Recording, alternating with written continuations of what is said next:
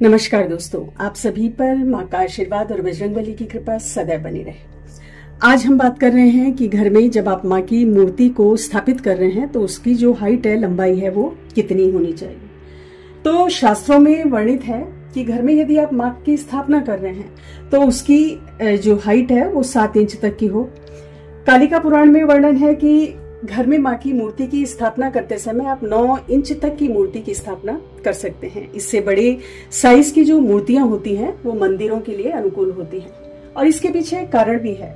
इसके पीछे का कारण ये है कि जब आप मूर्ति का पूजन करते हो और नित्य उसको भावों के संग भोग आदि उसको अर्पित करते हो तो उसमें एक ऊर्जा का संचार होता है।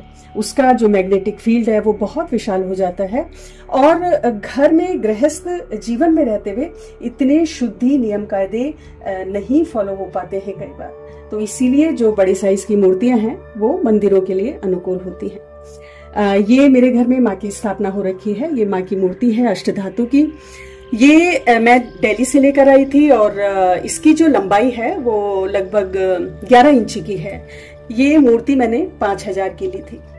लेकिन जरूरी नहीं है कि आप इतनी कॉस्टली मूर्ति लें। आप अपनी सामर्थ्य अनुसार अलग अलग साइजों में अलग अलग मूर्तियां अलग अलग धातु में मिलती हैं। आप अपनी सामर्थ्य अनुसार किसी भी एक मूर्ति का चयन कर सकते हैं। अष्टधातु की मूर्ति बहुत शुभ मानी जाती है। इसके अलावा पीतल की मूर्ति बहुत शुभ मानी जाती है और मार्बल की मूर्ति आप ले सकते हैं।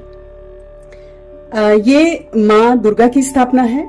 ये मार्बल की मूर्ति है माँ की। ये मैंने ऋषिकेश से ली थी।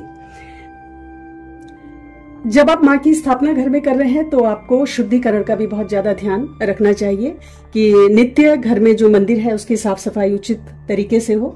हालांकि माँ को नहलाना रोज आवश्यक नहीं है। रोज आप पानी के छींटे दे सकते हो गंगा जल के संग। लेकिन जब भी कोई शुभ मुहूर्त है, कोई त्योहार है तो आप माँ को अवश्य स्नान करवाएं, वस्त्र आदि आभूषण धारण करवाएं। साथ ही भोग जब माँ को आप लगाते हो तो नित्य माँ का जो भोग है वो उचित समय पर जो पका हुआ भोजन आपके घर में जो भी बनता है वो पहले माँ को अर्पित करें। उसके बाद उस भोग को जो भोजन बना हुआ है उसमें डालकर आप सब घर के सदस्य उसको ग्रहण करें। तो ये जरूरी 3 पॉइंट आप ध्यान रखें माँ के विग्रह को जब आप ला रहे हैं। पहला, माँ का साइज कितना हो। दूसरा, किस प्रकार से माँ का रखरखाव घर में करना है। और तीसरा, जो भोग आदि है उसका नियम पूर्वक आपको पालन करना चाहिए। तो आज की वीडियो में इतना ही दोस्तों। अगली वीडियो में बहुत जल्द मिलती हूँ। तब तक के लिए अपना ध्यान रखें। स्वस्थ रहें, खुश रहें, मस्त रहें। जय माता दी, जय बजरंगबली।